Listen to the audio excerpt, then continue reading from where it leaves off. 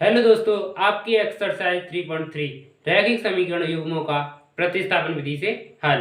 तो हम पिछली वीडियो में क्वेश्चन नंबर 1 को कर चुके थे और प्रतिस्थापन विधि को समझा चुके थे। तो आज इस वीडियो में करेंगे जब क्वेश्चन नंबर 2। तो क्वेश्चन नंबर 2 है 2x + 3y = 11 और 2x - 4y = -24 को हल कीजिए और इससे m का वह मान ज्ञात कीजिए जिसके लिए y = mx + 3 हो। तो यहाँ पे हमें y यहाँ से हमें m का मान ज्ञात करना है। हम m का मान ज्ञात कर सकते हैं यदि हमारे पास y का मान हो और x का मान हो। यदि y और x का मान हमें पता हो तो हम m का मान आसानी से ज्ञात कर सकते हैं इस समीकरण में मान रखकर। तो सबसे पहले हमें x और y का मान ज्ञात करना होगा। x और y के मान ज्ञात करने के लिए हमें दो समीकरण दिए हुए हैं, फर्स्ट और सेकंड। अगर हम इन दोनों समीकरणों से प्रतिस्थापन विधि की सहायता से x और y के मान ज्ञात कर लें और उनके x और y के मान को हम इस समीकरण में जमा दें तो हमें m का मान प्राप्त हो जाएगा। तो हल देखेंगे। हल में हमें करना क्या है, सबसे पहले इन दोनों समीकरणों से x और y के मान ज्ञात करने। तो 2x + 3y = 11 समीकरण नंबर फर्स्ट, और दूसरा समीकरण है 2x - 4y = -24 समीकरण नंबर सेकंड। इन दोनों समीकरणों से हमें x और y के मान ज्ञात करने हैं। तो अब कुछ प्रश्न एक्सरसाइज चल रही है आपकी 3.3 प्रतिस्थापन विधि से रैखिक समीकरण युग्मों का हल। तो प्रतिस्थापन विधि से करेंगे। तो प्रतिस्थापन विधि में स्टेप फर्स्ट था किसी भी समीकरण से x या y के मान को दूसरे चर में निकालना होता है। तो यहाँ से हम x का समीकरण 1 से x का मान निकालेंगे। तो 2x बराबर होगा 11 - 3y, इधर 3y प्लस का था तो इधर जाएगा तो माइनस का। उसके बाद हमें x का मान ज्ञात करना है तो हमें 2 का देना होगा दोनों तरफ भाग। इधर 2 का भाग देंगे तो x बचेगा, 2 कट जाएगा, और इधर 2 का भाग देंगे तो 11 - 3y/2 आएगा। इसे देंगे हम समीकरण नंबर 3, x के मान को समीकरण नंबर 3। अब समीकरण 3 से x के मान को समीकरण 2 में रखेंगे।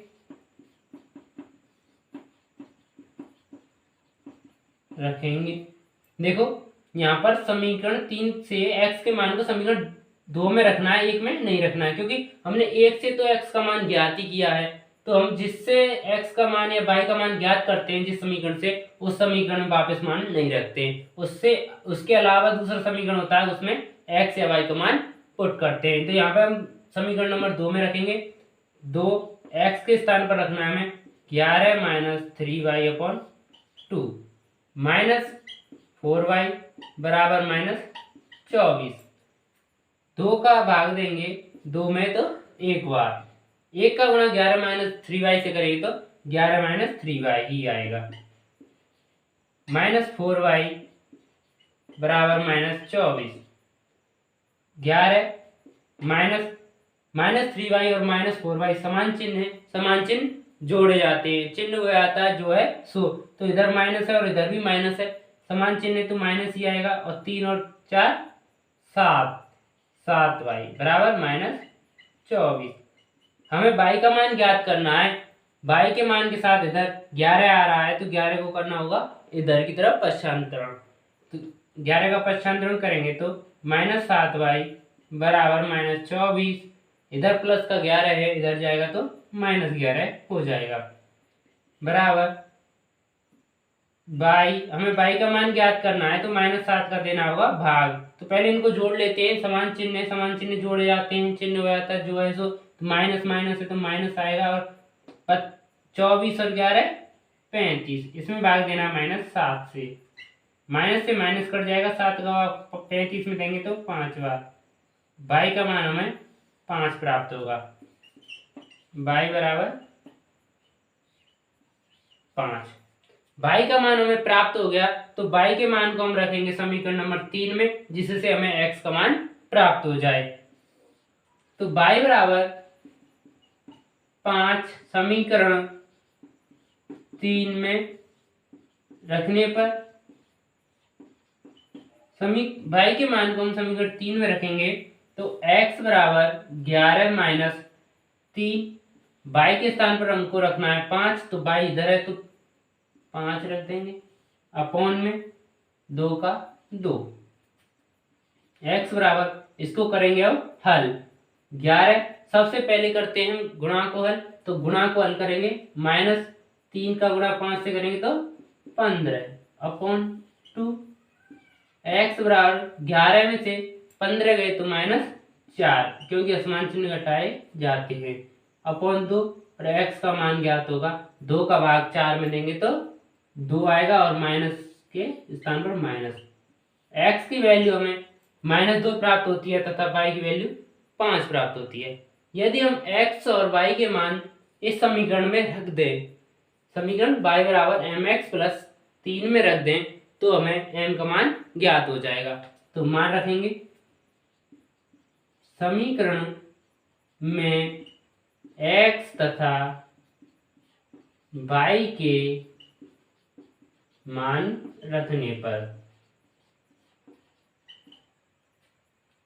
y के स्थान पर रखना हमें 5 बराबर m के स्थान पर हमें पता नहीं है तो m ही रहेगा, और x के स्थान पर -2 प्लस 3, 5 बराबर m का गुणा -2 के साथ करेंगे तो -2m प्लस 3।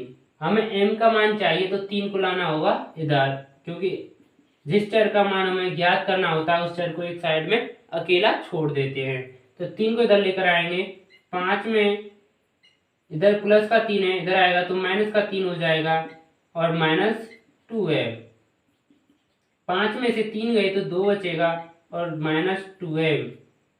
2 का भाग 2 में देंगे, 2 का भाग 2 में देंगे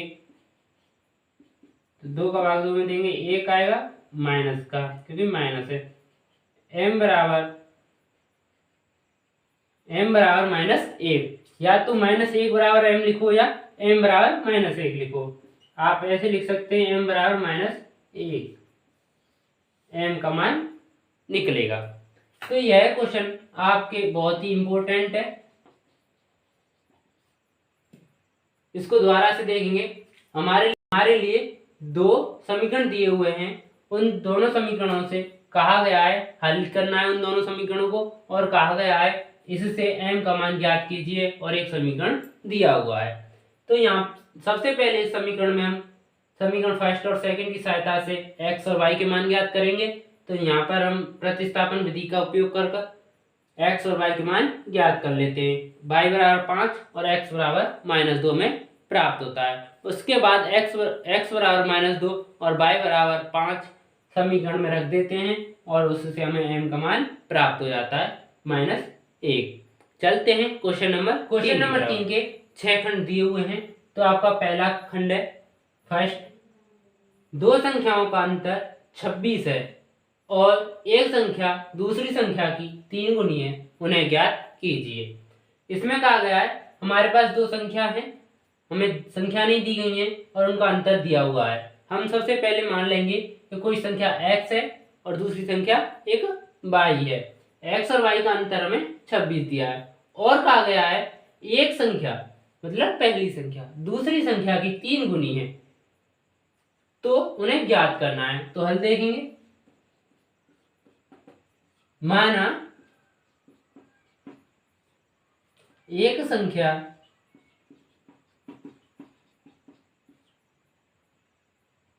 बराबर x है तथा दूसरी संख्या बराबर y। जब हमें 2 संख्याएं पता चल गई, एक संख्या x है तथा दूसरी संख्या y है, तो हम प्रश्नानुसार देखेंगे।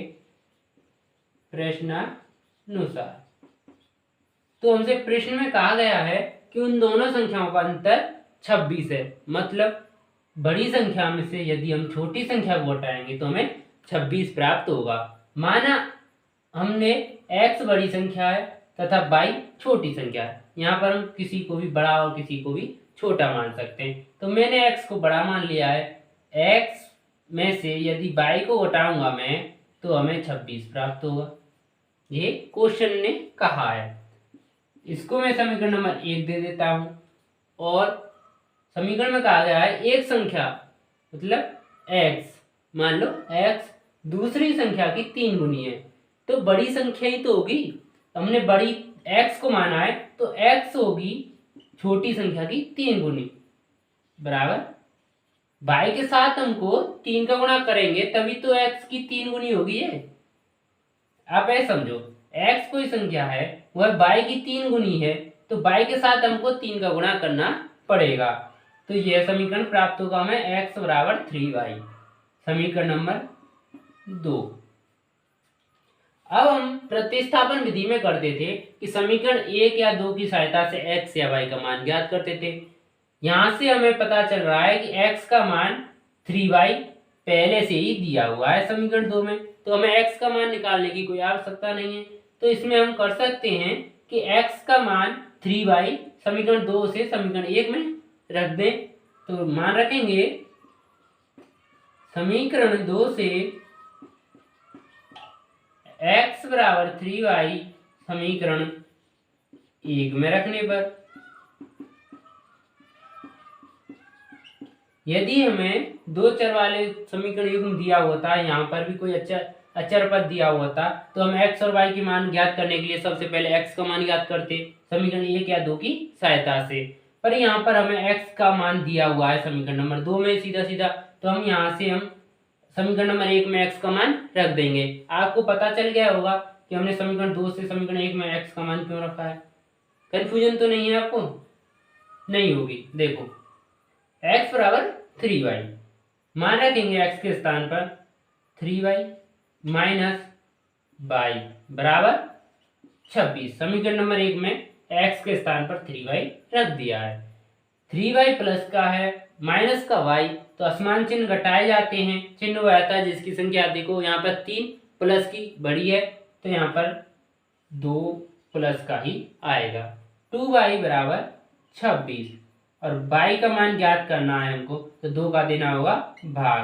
26 में 2 का भाग देंगे तो 13, y का मान 13 प्राप्त होगा। y का मान समीकरण नंबर 2 में रखेंगे, y बराबर 13 समीकरण 2 में रखने पर तो y का मान रखेंगे x बराबर 3 इंटू y के स्थान पर रखना हमको 13, तो x का मान हमें 39 प्राप्त होगा। अतः हमने एक संख्या 13 तथा दूसरी संख्या 39 प्राप्त होती है। अतः एक संख्या 39 है तथा दूसरी संख्या 13 है। इसे आप अपनी नोटबुक में नोट कर लें। अब चलते हैं क्वेश्चन नंबर 3 के सेकंड क्वेश्चन की। सेकंड क्वेश्चन, दो संपूरक कोणों में बड़ा कोण छोटे कोण से 18 डिग्री अधिक है, उन्हें ज्ञात कीजिए। यहाँ पर हमें आपको दिखाई दे रहा होगा कि यहाँ पे तो एक ही संबंध दिया हुआ है, बड़ा कोण और छोटा कोण में अंतर दिया हुआ है 18। अंतर ही तो है, मतलब अधिक बड़ा कोण अधिक है तो बड़े में से छोटा घटाएंगे तो 18 प्राप्त हो जाएगा। तो आप कह रहे होंगे कि हमें यहाँ पर तो एक ही समीकरण दिया हुआ है, तो दूसरा समीकरण हम कहाँ से निकालें। आपको ध्यान करना होगा कि यहाँ पर संपूरक दिया हुआ है, दो संपूरक कोणों में, दो संपूरक कोण अर्थात संपूरक कोण की हमें परिभाषा जाननी होगी। संपूरक कोण किसे कहते हैं? ऐसे कोणों का युग्म जिनका योगफल 180 अंश होता हो संपूरक कोण कहलाते हैं। तो आपको यहाँ से समझ में आया, हल देखेंगे आप यहाँ से समझे संपूरक कोण से कि ऐसे कोण युग्म में हैं जिनका योगफल 180 अंश दिया हुआ है। तो सबसे पहले मान लेते हैं हम कि माना एक कोण x बड़ा वाला तथा छोटा वाला y है। तो मान लेते हैं हम, माना बड़ा कोण बराबर x डिग्री तथा छोटा कोण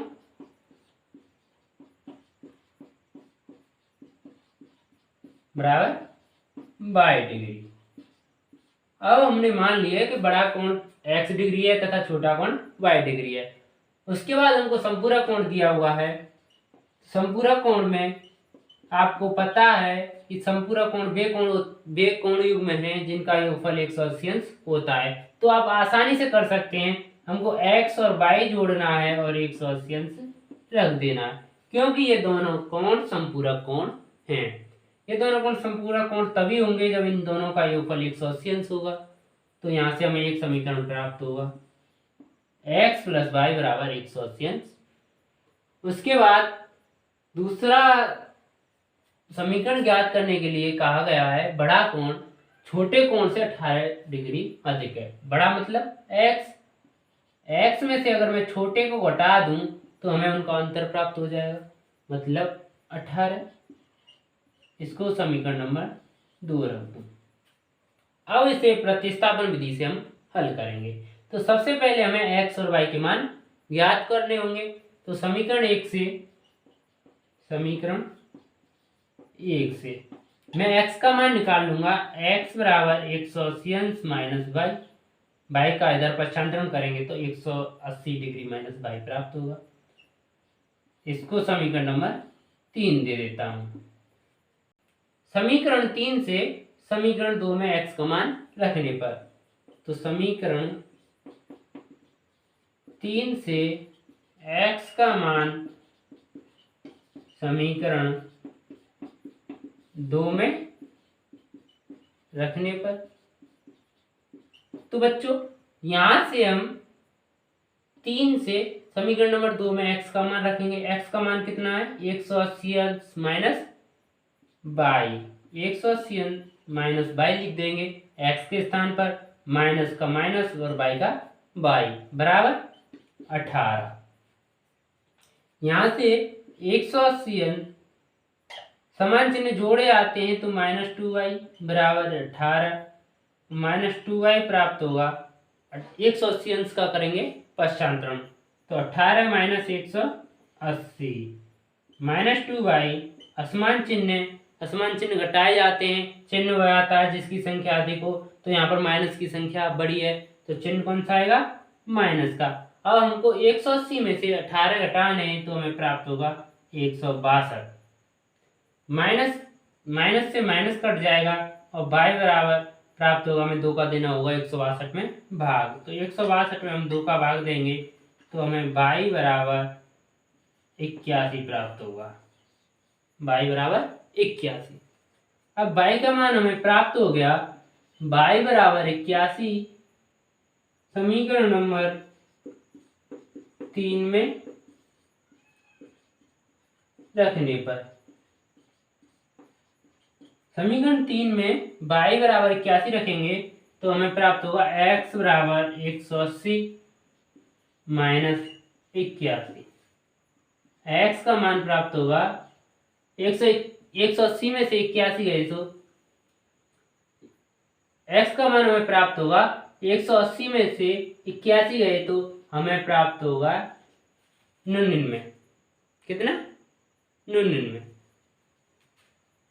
यहाँ से x बराबर 99 तथा y बराबर 81। क्वेश्चन नंबर 3 का थर्ड क्वेश्चन। एक क्रिकेट टीम के कोच ने 7 बल्ले तथा 6 गेंदें 3800 रुपए में खरीदी। बाद में उसने 3 बल्ले तथा 5 गेंदें 1750 रुपए में खरीदी। प्रत्येक बल्ले और प्रत्येक गेंद का मूल्य ज्ञात कीजिए। हमारे लिए यहाँ पर 7 बल्ले और 6 गेंदों का मूल्य दिया हुआ है 3800 रुपए तथा दूसरे समीकरण में दिया हुआ है 3 बल्ले और 5 गेंदों का मूल्य 1750 रुपए। परंतु हमें यह नहीं पता है कि एक बल्ले का मूल्य कितना है तथा एक गेंद का मूल्य कितना है। तो हम यहाँ से एक बल्ले का मूल्य x मान लेते हैं तथा एक गेंद का मूल्य y मान लेते हैं। या तो आप ऐसे कर सकते हो या फिर ऐसे देख सकते हो कि हमें पूछा क्या है, हमसे पूछा गया है बल्ले और गेंद का मूल्य। प्रत्येक बल्ले और प्रत्येक गेंद का मूल्य पूछा गया है तो सबसे पहले मान लेंगे हम बल्ले और गेंद का मूल्य मान लेते हैं, माना x और y मान लेते हैं। तो हल देखेंगे माना एक बल्ले का मूल्य बराबर x रुपये तथा एक गेंद का मूल्य बराबर 22 रुपये हमने मान लिया। इसके बाद हमसे कहा गया है कि 7 बल्ला और 6 गेंदें 3800 रुपये में आती हैं, मतलब 3800 रुपये में खरीदी हैं।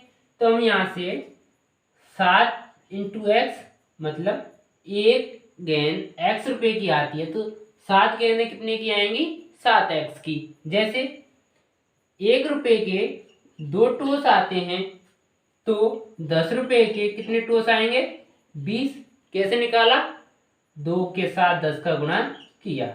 उसी प्रकार से एक बल्ला x रुपये का आता है तो 7 बल्ले कितने के आएंगे, 7x रुपये के, तो 7x रुपये के। इसी प्रकार से 6 गेंदें 6 22 रुपये की, क्योंकि एक गेंद 22 रुपये की आती है तो 6 गेंदें 6 22 रुपये की, उनका कर देंगे गुणा। इन दोनों का योगफल दोनों में 3800 रुपये में खरीदी है। कितने में खरीदी है, 3800 में। तो हमें यहाँ से एक समीकरण बड़ी आसानी से प्राप्त होता है। दूसरा समीकरण देखेंगे। दूसरे समीकरण में कहा गया है कि 3 बल्ला, मतलब एक बल्ला x रुपया का, 3 बल्ला कितने के होंगे, 3x के, दोनों का कर देंगे गुणा, प्लस 5 गेंदें, एक गेंद 22 रुपये की तो 5 गेंदें 5 22 रुपये की, ये दोनों कुल मिलाकर खरीदी हैं उसने 1750 रुपये की। इन दोनों का अर्थात योगफल समीकरण नंबर 2।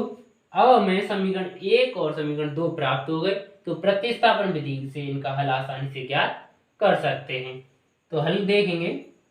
समीकरण 1 की सहायता से मैं x का मान निकाल लेता हूं। समीकरण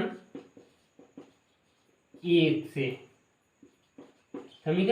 से 7x बराबर 3800 माइनस 6y, इधर 6y प्लस का था, इधर ले गए तो माइनस का 6y हो जाएगा, क्योंकि चिन्ह बदल जाता है। तो हमें x का मान ज्ञात करना है। इधर 7x आ रहा है तो हमें 7 का देना होगा दोनों तरफ भाग। तो इधर x बराबर 3800 माइनस 6y अपॉन 7, या आप ऐसे कर सकते हैं, या तो दोनों तरफ 7 का भाग दे सकते हैं, या 7 इधर गुणा में इधर जाएगा तो भाग में हो जाएगा। तो x का मान हमें प्राप्त होगा 3800 माइनस 6y अपॉन 7। समीकरण नंबर 3। अब समीकरण नंबर 3 की सहायता, अब समीकरण नंबर 3 से x का मान समीकरण नंबर 2 में रखने पर, तो समीकरण 3 से x का मान समीकरण 2 में रखने पर, समीकरण 2 में x का मान रखेंगे, 3 के स्थान पर 3 ही रहेगा और x के स्थान पर पूरी संख्या 3800 minus 6y upon 7 plus 5y के 5y बराबर 1750। समीकरण नंबर 2 में x का मान हमने रख दिया है। उसके बाद 3 का करना होगा हमें पूरे कोष्टक के साथ गुणा। तो 3 का गुणा 3800 से करेंगे। पहले 0 0 8 24 लेगी 2, 9 और 2 11, 11400। उसके बाद 3 का गुणा 6 से करेंगे तो 18 22 अपॉन में 7 चल रहा है, प्लस 5y बराबर 1750। इधर से हमें 7 का लेना होगा लासा।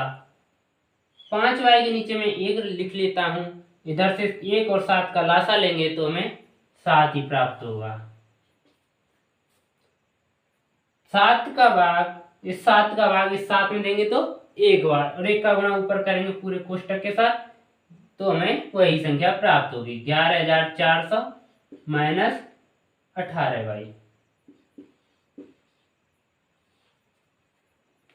1 का भाग 7 में देंगे 7 बार, और 7 का गुणा करेंगे 5y के साथ तो 35 प्लस 35y बराबर हमें प्राप्त हुआ 1750, जो यहाँ पर दिया हुआ है। अब 7 इधर भाग में है, इधर जाएगा तो गुणा में, तो 7 का करेंगे इधर गुणा। इधर 35y प्लस के हैं, माइनस के 18y, असमान चिन्ह घटाए जाते हैं, चिन्ह वो आता है जिसकी संख्या बड़ी हो, तो प्लस की संख्या बड़ी है क्योंकि 35 बड़े होते हैं 18 से, तो 35 में से 18 गए तो 17 और बचेंगे प्लस के, बराबर 7 का गुणा करेंगे 1750 के साथ, 0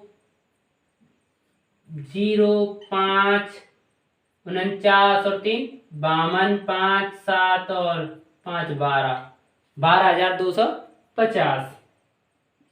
17y बराबर 11,400 का करेंगे इधर पश्चांतरण, तो ये हो जाएंगे माइनस के 11,400। 17y बराबर घटाएंगे तो हमें प्राप्त होगा 5 0 5 और इधर 12, 12 में से 8 4 गए तो 8, इधर 17 का हो जाएंगे भाग 850 में, तो 50 बार जाएगा, तो y का मान हमें 50 प्राप्त होगा। अब इस y के मान को समीकरण नंबर 3 में रखेंगे। y बराबर 50 समीकरण 3 में रखने पर, समीकरण 3 में y बराबर 50 रखेंगे। समीकरण 3 यहाँ पर है अपना, x बराबर 3800 माइनस 3y अपॉन 7, y के स्थान पर हमको रखना है 50। इसे हल करेंगे तो 3800 माइनस, सबसे पहले करेंगे गुणा को हल, तो 6 का गुणा 50 के साथ करेंगे तो 300 अपॉन 7, x बराबर 3800 में से 300 गए तो 3500 अपॉन 7, और x बराबर 7 का 35 में भाग देंगे 5 बार और डबल जीरो के स्थान पर डबल जीरो, तो हमें x का मान 500 तथा y का मान 50 प्राप्त होगा। x हमने क्या माना था, x माना था हमने एक बल्ले का मूल्य, तो हम कह सकते हैं एक बल्ले का मूल्य तथा एक गेंद का मूल्य है 50 रुपए। आपका क्वेश्चन नंबर 3 खत्म होता है। अब चलते हैं क्वेश्चन नंबर 4 की तरफ। क्वेश्चन नंबर 4 की तरफ जाने से पहले आप चैनल पर नए हो तो चैनल को सब्सक्राइब कर लें, और वीडियो पसंद आ रहा हो तो वीडियो को जरूर लाइक कर दें। तो क्वेश्चन नंबर 3 का फोर्थ क्वेश्चन, एक नगर में टैक्सी के भाड़े में एक नियत भाड़े के अतिरिक्त चली गई दूरी पर भाड़ा सम्मिलित किया जाता है। 10 किलोमीटर दूरी के लिए भाड़ा 105 रुपये तथा 15 किलोमीटर के लिए भाड़ा 155 रुपये है। नियत भाड़ा तथा प्रति किलोमीटर भाड़ा क्या है, एक व्यक्ति यह ज्ञात करना है क्या है, और एक व्यक्ति को 25 किलोमीटर यात्रा करने के लिए कितना भाड़ा देना होगा। तो इसमें 2 क्वेश्चन दिए गए हैं। तो कोई एक टैक्सी वाला है, उसने 2 तरह का भाड़ा अपनी टैक्सी के किराए में सम्मिलित किया हुआ है। नंबर 1 भाड़ा है, उसमें आप बैठोगे भाई, तो आप चाहे कहीं भी उतरो, आपको भाड़ा तो वह देना ही होगा, चाहे आप 1 किलोमीटर दूर जाकर उतर जाओ, नियत भाड़ा है वो तो देना ही होगा। और उसके बाद एक और भाड़ा दिया हुआ है, अतिरिक्त भाड़ा है, जो है किलोमीटर के हिसाब से, कि भाई आप 5 किलोमीटर चले तो आपको 5 रुपये हिसाब से देना है या 10 रुपये के हिसाब से देना है। आप 5 किलोमीटर चले 5 रुपये के हिसाब से तो 25 रुपये हो गए, और अतिरिक्त भाड़ा सम्मिलित कर रखा है, तो उसे वह अतिरिक्त भाड़ा प्रत्येक किलोमीटर के हिसाब से देना है। और एक नियत है भाई, वो तो फिक्स है, आप चाहे 1 किलोमीटर जाओ 10 किलोमीटर जाओ, आपको वो भाड़ा तो देना ही होगा। तो 2 तरीका के भाड़े सम्मिलित किए गए हैं, और उन दोनों सम्मिलित भाड़ों से वह 10 किलोमीटर दूरी तय करता है। कोई भी बंदा 10 किलोमीटर दूरी तय करता है तो उसे 105 रुपये देने पड़ते हैं। यदि वह बंदा 115 किलोमीटर दूरी तय करता तो उसे 155 रुपये देने होते। तो हल देखेंगे। सबसे पहले मान लेते हैं नियत भाड़ा x रुपये है, माना नियत भाड़ा बराबर x रुपये तथा अतिरिक्त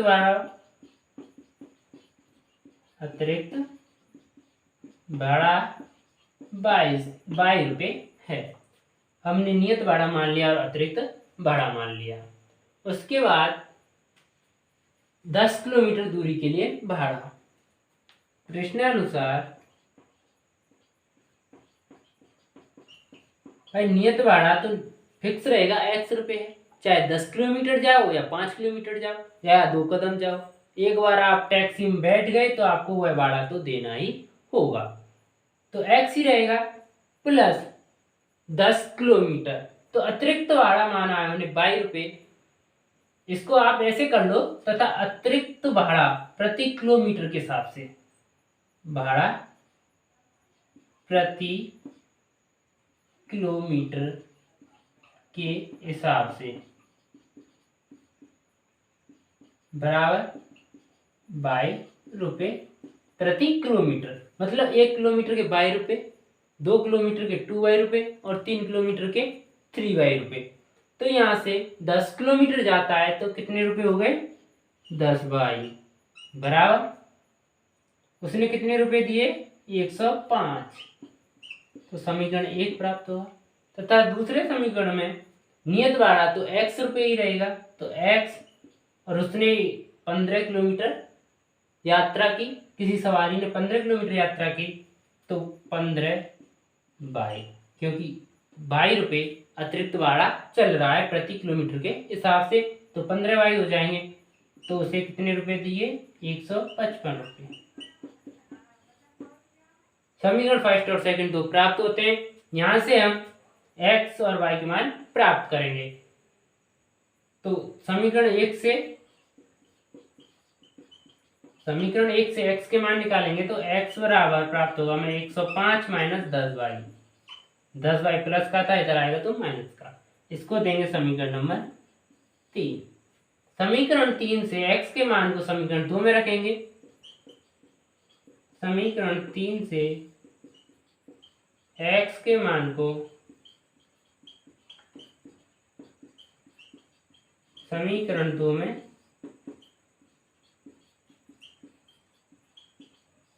रखने पर समीकरण 2 में x के स्थान पर रखेंगे 105 माइनस 10 बाई प्लस 15 बाई बराबर 155। x के स्थान पर रख दिया 105 माइनस 10 बाई, 15 के स्थान पर 15 बाई रहने दिया है, उसके बाद बराबर 155। तो 105 के स्थान पर 105 ही रहेगा, माइनस नहीं प्लस, क्योंकि प्लस की संख्या बड़ी है तो 5 बाई, असमान चिन्ह घटाए जाते हैं, घटा देंगे, प्लस के 5 बाई बराबर 155। इधर 105 है, इधर को ले जाएंगे, 105 को ले जाएंगे इधर हो जाएगा ये माइनस का, तो 5 बाई बराबर 155 माइनस 105। बाई बराबर प्राप्त होगा, इसमें से 55 को 155 में से 105 को हटाएंगे तो 50 और 50 में देंगे हम 5 का भाग, तो बाई बराबर हमें 10 प्राप्त होगा। बाई बराबर 10, बाई बराबर 10 समीकरण किस में रखेंगे, 3 में। 3 में रखने पर बाई बराबर 10 समीकरण 3 में रखेंगे तो x बराबर 105 माइनस 10 इंटू बाई के स्थान पर 10, तो x बराबर 105 माइनस 100 और x बराबर 105 में से 100 गए तो 5। अतः हमें नियत भाड़ा तो 5 रुपये प्राप्त होता है तथा प्रति किलोमीटर का भाड़ा 10 प्राप्त होता है। अर्थात यदि कोई यात्री उस टैक्सी में बैठ जाता है उसे 5 रुपये तो देने ही हैं, 5 रुपये तो देने ही हैं, फिर उसका भाड़ा किलोमीटर के हिसाब से लगता है। यदि वह 2 किलोमीटर जाता है तो उसे 20 रुपये तो यहाँ से देने होंगे, क्योंकि 1 किलोमीटर के 10 रुपये तो 2 किलोमीटर के 20 रुपये, 20 रुपये यहाँ से देने होंगे और 5 रुपये उस टैक्सी का किराया है जो नियत है, 5 रुपये ये, तो कितने रुपये देने होंगे उसे, 25 रुपये। तो यहाँ से अब हमको ज्ञात करना है एक व्यक्ति को 25 किलोमीटर यात्रा करनी है तो उसे कितना भाड़ा देना होगा। तो एक तो x लिखते हैं, 25 किलोमीटर यात्रा के लिए भाड़ा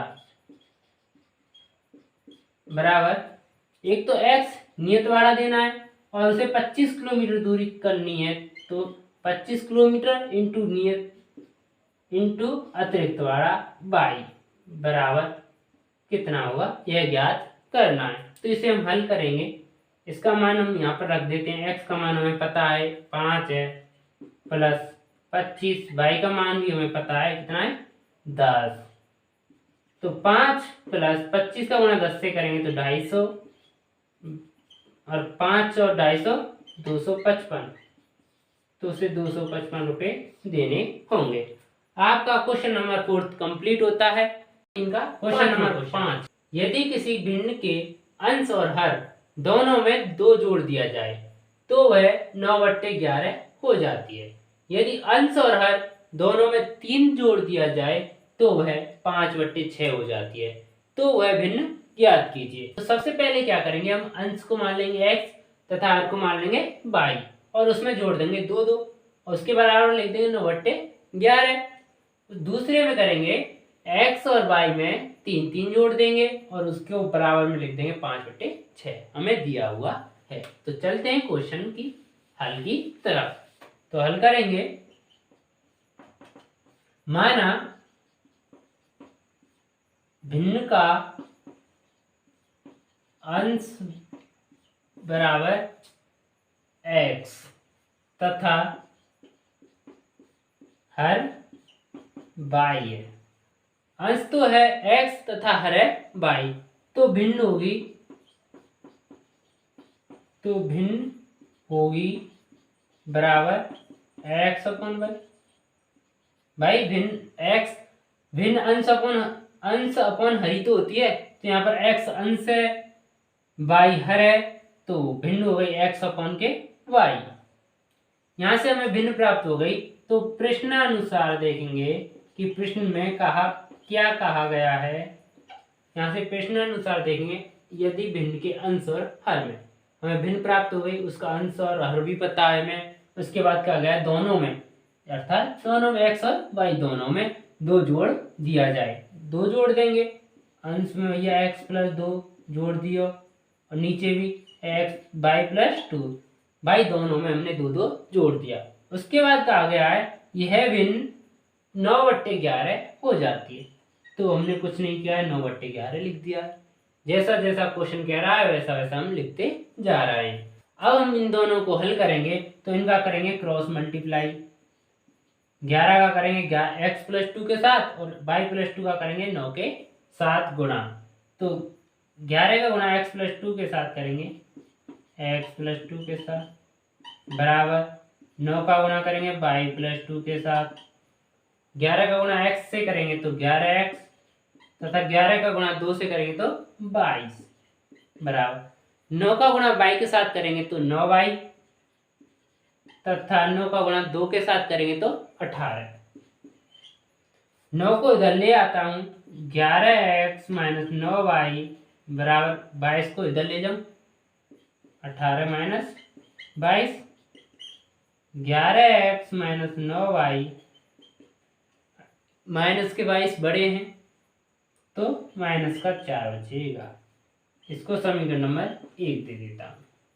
समीकरण नंबर 1 प्राप्त हो गया। उसके बाद अंश में 3 जोड़ दिया जाए तथा हर में भी 3 जोड़ दिया जाए, तो हमें भिन्न 5/6 प्राप्त होती है। 5/6 प्राप्त होती है। तो यहां से भी करेंगे हम क्रॉस मल्टीप्लाई, ऐसे बीच में गुणा का ऐसे निशान बना लेंगे और इधर इधर चिन्ह लगा देंगे। नीचे वाली संख्या का गुणा इधर होगा और x + 3 का गुणा 6 के साथ होगा, सेम ऐसे। तो 6 का गुणा x + 3 के साथ बराबर y + 3 का गुणा 5 के साथ y + 3। 6 का गुणा x के साथ करेंगे तो 6x तथा 3 के साथ करेंगे तो 18, 6 × 18 बराबर 5 का गुणा 5y, 5 का गुणा y के साथ करेंगे तो 5y तथा 3 के साथ करेंगे तो 15। यहां से हम y को इधर ले आता हूं, 6x - 5y बराबर 18 को उधर लेकर जाएंगे तो -18 प्लस 15। 6x - 5y बराबर -3, क्योंकि 18 की संख्या बड़ी है तो बड़ा माइनस का है तो माइनस ही आएगा। यहाँ से इसे समीकरण नंबर 2 दे देता हूँ। समीकरण नंबर 1 और समीकरण नंबर 2 हमने 2 समीकरण प्राप्त हो गए। अब दोनों समीकरण की सहायता से हम x और y के मान ज्ञात करेंगे। तो सबसे पहले समीकरण 1 से x का मान ज्ञात कर लेते हैं।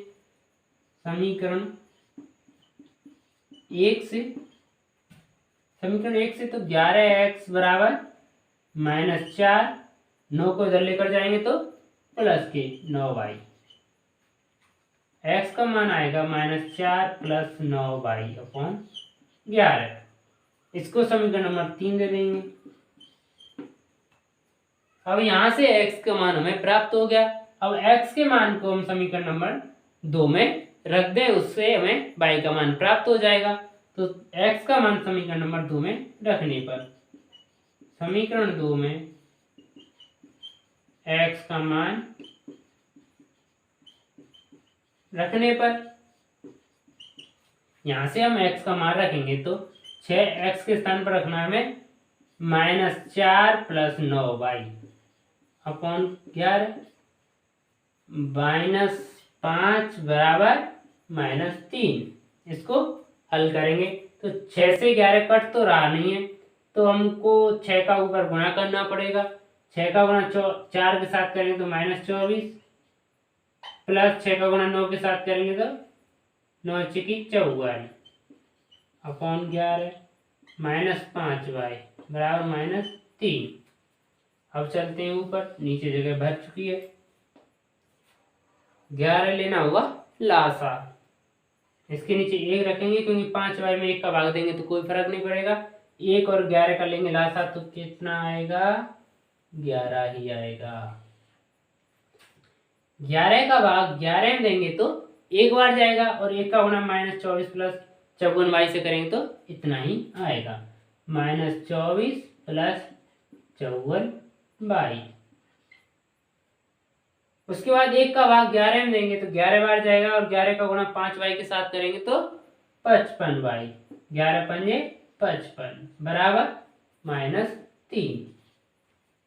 यहाँ से -24 प्लस, यहाँ पर प्लस के 54 है और माइनस के 55, तो माइनस का y बचेगा। आसमान चिन्ह घटाए जाते हैं, बड़ी 55 है, 55 में से 54 गए तो 1 और वो भी माइनस का बराबर 11 इधर भाग में इधर जाएगा तो गुणा में -33। 11 का सीधा सीधा मैंने गुणा कर दिया है 3 के साथ, तो यहाँ से -y बराबर -33। इधर माइनस के 24 है, इधर आएंगे तो प्लस के 24 हो जाएंगे और -y बराबर 33 में से 24 गए तो 9 माइनस के, और y बराबर 9 प्राप्त होगा। y का मान हमें प्राप्त हो गया। अब y के मान को समीकरण नंबर 2 में y के मान को समीकरण नंबर 3 में रखेंगे। समीकरण 3 में y का मान रखने पर समीकरण 3 में y का मान रखेंगे और x का मान प्राप्त कर लेंगे। तो यहाँ पर x बराबर -4 प्लस 9 इंटू y के स्थान पर 9 अपॉन 11। इसको हल करेंगे, x बराबर -4 प्लस 9 का गुणा 9 के साथ करेंगे तो 81 अपॉन 11। x बराबर आसमान चिन्ह घटाए जाते हैं, 81 में से 4 गए तो हमें प्राप्त होंगे 77 प्लस के अपॉन 11, और 11 में 11 का 77 में भाग देंगे तो 7 बार, तो x का मान हमें प्राप्त होगा 7। तो हमें x बराबर 7 और y बराबर 9 प्राप्त होता है। यहाँ पर x था अंश, यहाँ पर x अंश था और x का मान था, यहाँ पर प्राप्त हुआ हमें 7, तथा यहाँ पर हर था y और y का मान प्राप्त हुआ है 9। हमें भिन्न थी हमारी x अपन y, तो यहाँ से भिन्न देखेंगे, भिन्न प्राप्त होगी। पहले x अपन y थी, अब x के स्थान पर हम 7 रख देंगे और y के स्थान पर 9, तो हमें भिन्न क्या प्राप्त हुई है? 7/9। यही आपका आंसर है। आपकी आज की वीडियो में इतना ही। मिलते हैं कल विलोपन विधि के साथ।